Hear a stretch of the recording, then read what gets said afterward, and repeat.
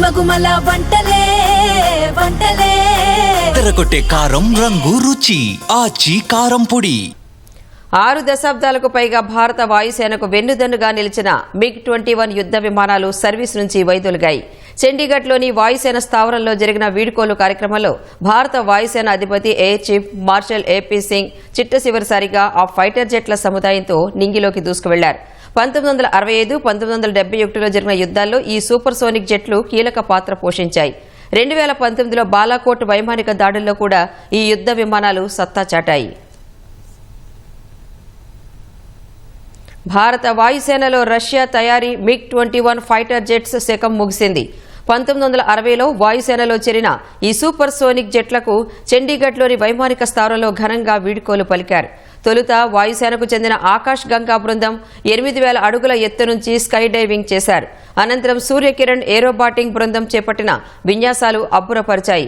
చివరగా పాంథర్స్ అనే పేరుతో పిలిచే 23వ నెంబర్ స్క్వాడ్రన్కు చెందిన 6 MiG-21 జెట్లతో air chief marshal AP Singh wing కమాండర్లు చిట్టచివరిసారిగా నింగిలోకి దూసుకువెళ్లారు. బాదల్ 3 కాల్ సైన్తో చివరి యాత్రను చేపట్టారు. ఈ కార్యక్రమంలో రక్షణ మంత్రి రాజ్నాథ్ సింగ్, త్రిదళాధిపతి general Anil Chauhan, army chief general Upendra Dwivedi, navy chief admiral Dinesh K Tripathi పాల్గొన్నారు. తేజస్, జాగ్వార్ యుద్ధ విమానాలు కూడా వీడ్కోలు కార్యక్రమంలో భాగమయ్యాయి.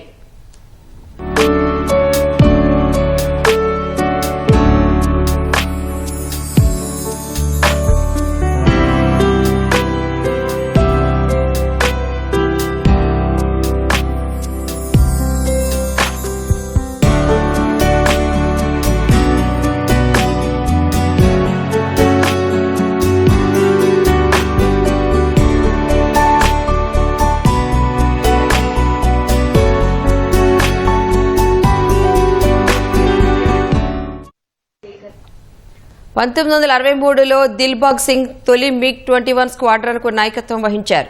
అప్పటి నుంచి 870కి పైగా MiG-21లను భారత వాయుసేన సమకూర్చుకుంది. 1965, 1971లో జరిగిన యుద్ధాల్లో ఈ సూపర్ సోనిక్ జెట్స్ కీలక పాత్ర పోషించాయి. 1999లో కార్గిల్ యుద్ధం సహా 2019 బాలాకోట్ వైమానిక దాడుల్లో సత్తా చాటాయి. MiG-21తోనే wing commander Abhinandan Varthaman America F-16 fighter జెట్ను నేలకూల్చారు.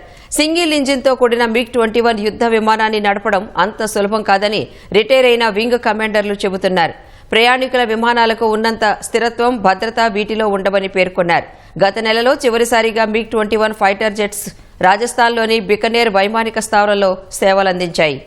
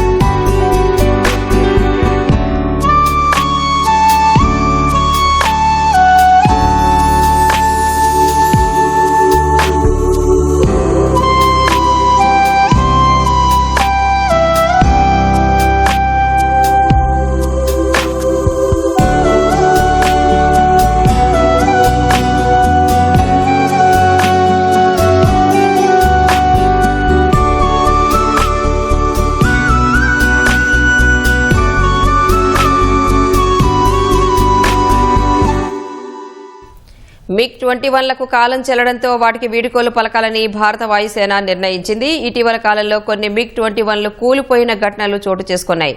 MiG-21లను దేశీయంగా రూపొందించిన తేజస్ యుద్ధ విమానాలతో భర్తీ చేయనున్నారు. ఇప్పటికే తేజస్ యుద్ధ విమానాలు వాయుసేనలో సేవలందిస్తున్నాయి.